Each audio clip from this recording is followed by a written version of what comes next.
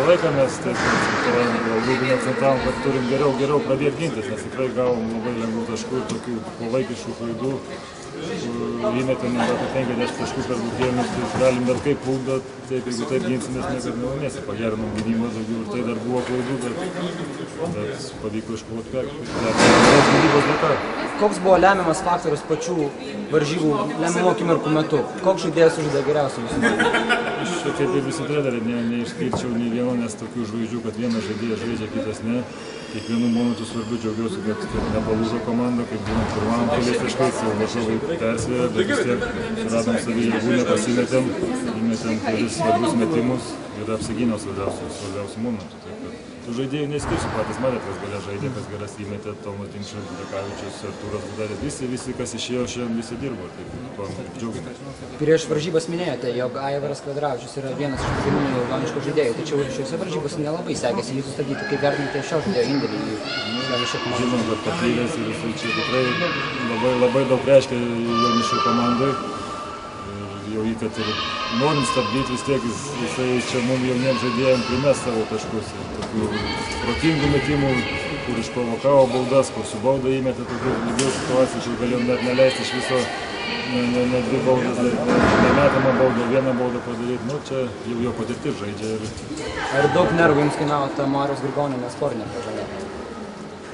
Gal ne, dar buvo daug laiko, svarbiausia yra, kad smarkiai nepanikuoti, jeigu ten daug laiko pradėsi panikuoti persigus žaidėjams. Stengiausi išlikti pirmus ir ten buvo nesportinė pražanga, čia žaidiminė situacija.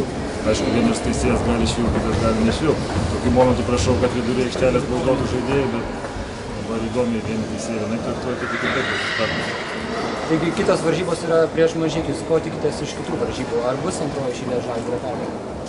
Čia sunku pasakyti, turim žaisti savo žaidimą, Mažeikiai tikrai demonstruoja gerą žaidimą šiemet ir dėl to pralaimėjo iš 8 yra.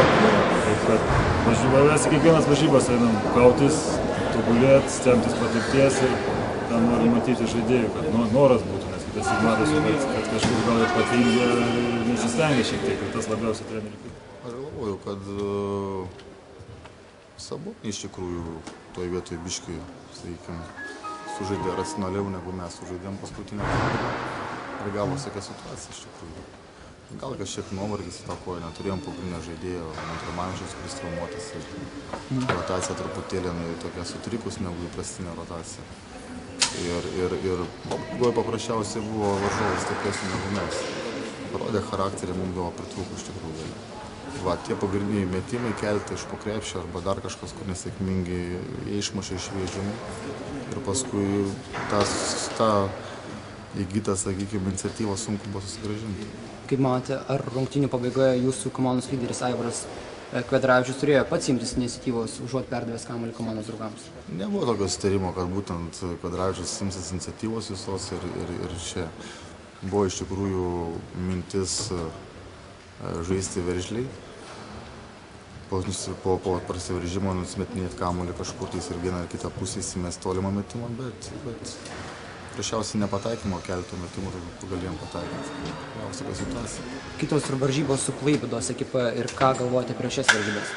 Sunkios varžybos bus labai dėl to, kad po praloštų namuose varžybų visada labai sunkios būna rytojos varžybos. Kadangi mes neįpratę pralošinėti namuose, tai toks pagrindinis momentas yra psichologinis momentas, kuris nelengvas bus rytoj. Va, bet šiandien yra kaip yra, prisilošiam rytoj. Va, o visų pirma, psichologiškai bus sunkios varžybos.